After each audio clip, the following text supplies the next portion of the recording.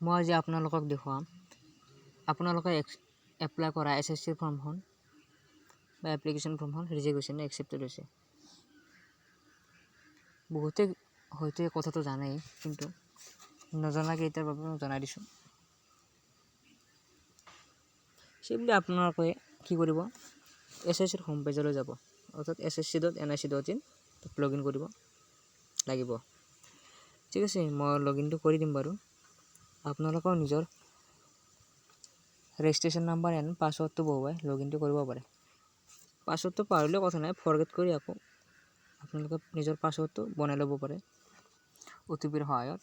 ঠিক আছে, তাৰপিছত মই লগ ইনটো কৰি দিছোঁ বাৰু।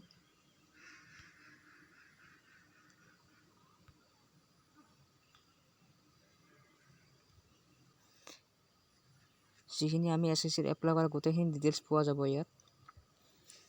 বেলেগ চাব নালাগে, চিম্পলি আপোনালোকে এপ্লিকেশ্যনৰ ষ্টেটাছটো চেক কৰিব। ঠিক আছে,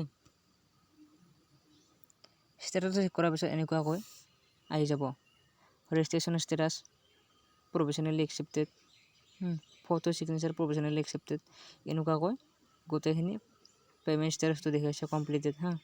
এপ্লিকেশ্যন ষ্টেটাছটো প্ৰফেশ্যনেলি একচেপ্টেড, গোটেইখিনি একচেপ্টেড হোৱাৰ পিছত আপোনালোকৰ কোনো টেনশ্যন ল'ব লগা কথা নাই।